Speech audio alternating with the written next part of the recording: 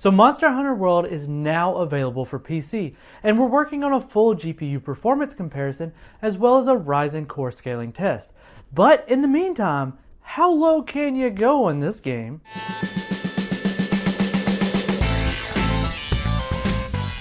For today's testing, we wanted to really put our Ryzen 5 2400G to the test. After all, the minimum requirements call for an FX 6300 and either a GTX 760 or an R7 260X. Interestingly enough, the R9 280 was the GTX 760 equivalent at launch. But we wanted to put Apollo Ridge, our Ryzen 5 2400G base system, with 16 gigs of DDR4, 3200 G-Skill FlareX memory, and running the Vega 11 integrated graphics at a smooth 1600 MHz. And see, well, could she run it at the noted 1080p 30 FPS at low settings in the minimum system requirements said we could get? Or can we do better? Let's jump over and find out. Alright guys, so here we are in the start screen for Monster Hunter World, and we're going to go ahead and take a look at the options real quick before we jump down into the game. So we've got full screen, screen mode settings, so full screen, Windows borderless, resolution, frame rate, got it set to the soldier setting of no limit. VSync is turned off for right now. Graphics setting is low. That's the preset that it came loaded with this, so it auto-detected to low. Advanced settings, we got resolution scaling. I will complain right quick because it just has low, medium, or high, or variable. Prioritize resolution or prioritize frame rate. Now low, medium, or high doesn't tell you to what degree your resolution scaling is getting done. So a little complaint there. Texture quality, so I guess it says 512, 124, or full. So it defaulted to 512, so we're going to leave it there. Ambient occlusion is, well, you know what that is, so it's left off. Volume rendering quality, shadow quality, anti-aliasing, level of detail bias, max level detail level, foliage sway, subsurface scattering, screen space reflections, anisotropic filtering, water reflection, SH diffuse quality. Some of these could have used better descriptions, I guess you could say. We're going to go ahead and let's jump into the game. So right into the game, this is following the immediate opening sequence. We can see at the preset setting, we are running at, well, greater than 40, closer to right around 50 FPS, which is great. That's a pretty good frame rate, but the game doesn't look that great. I mean, it's perfectly playable. If I had to play it with just this hardware, be honest, I'd be fine. But once we get past this scene right here, what we want to do is we're going to go out to an open area and we're going to adjust a few of the settings that it allows us to adjust in the game. So quite a few settings will require a restart, or you have to change it from the start menu. And one of the problems is this mission, any mission so far in the game, if you can't leave the mission. You can't go back to the start screen, you can't exit the game or whatever when you're in a mission. So we're going to let it go through this opening sequence where it kind of shows the landscape in the preset of low and kind of see how things run in there. So this is a more open environment rather than a little corridor like what we started in, with quite a few animals running around. So it should be a little bit more representative of the full game, like once you get deeper into the game, what to expect. Now, I could imagine there's going to be parts of the game where the frame rate's kind of tough. So right now it's running pretty good. So I'm going to run out to the edge of this ledge here, and we're going to take a look at some of the things we can change now. One of the first things that I want to do in display is I want to go into the advanced graphics settings and I want to turn up the resolution scaling. So mild or mid, and then high. I can only assume high is as the game is. So that's just what the game is. So that already makes the game look quite a bit better. And you can see the frame rate tanked. It's done went down to about 30, which I'm going to be honest, a game like this, when you're playing with like a controller, like I am right now, it's actually pretty comfortable at 30 FPS. But leave the shadow quality down, anti-aliasing down, foliage sway. I want to turn that on because look how much more life or vibrant the world becomes. So that's with it off and that's with it on. And you notice, was that 1 FPS? Yeah, you get 1 FPS difference. Why would you turn that off?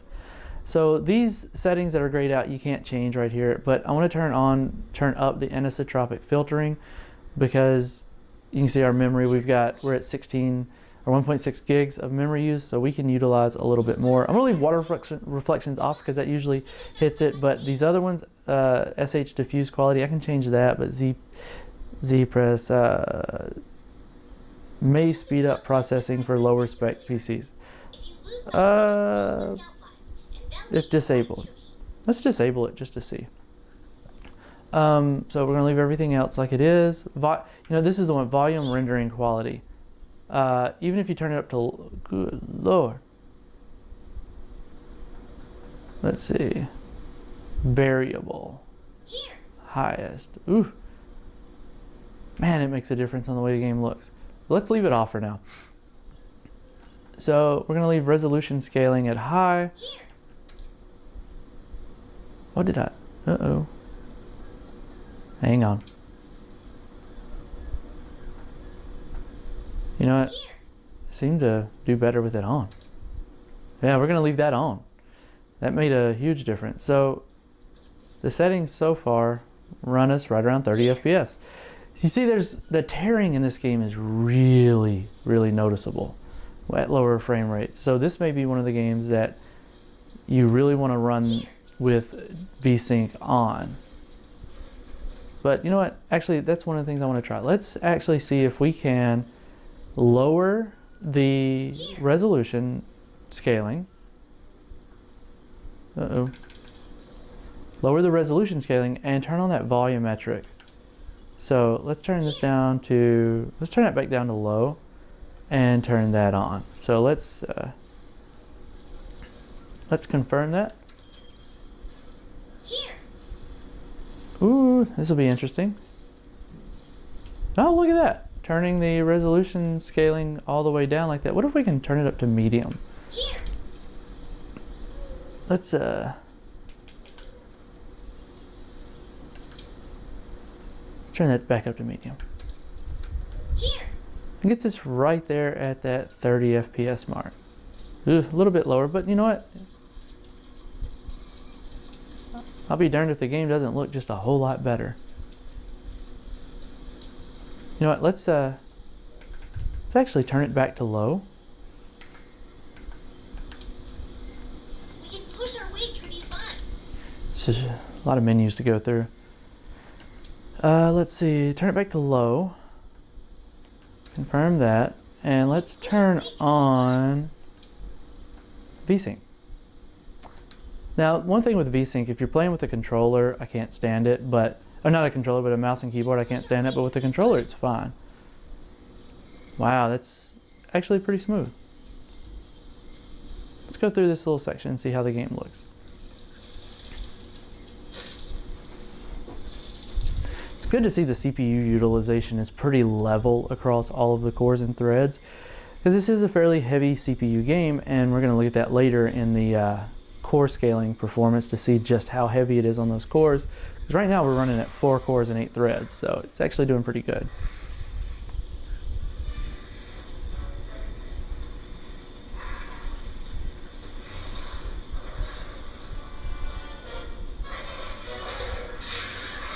Why aren't they just the friendliest looking little things?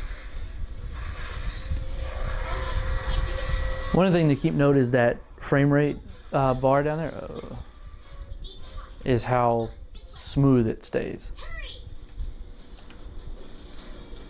Because truthfully, in a lot of games, higher frame rate doesn't always mean better, especially if it's inconsistent frame rates. It's one of the things I do like about a lot of these APUs. If you tune the game just right, it's going to be pretty smooth. Okay, coast is clear. Let's get going while we still can. Now, I will argue that 60 FPS is much, much smoother. Now, here's the thing. Like, we could have gone in and reduced the actual resolution, but when you reduce the actual resolution, you're going to lose things like the menus. The HUD is going to get a bit blurrier. I'd actually rather argue that I would rather have the resolution scaling reduced. But there you go. Monster Hunter World running on just an APU. It's been Keith with WCCF Tech TV. Hope you enjoyed it. We'll catch you in the next video.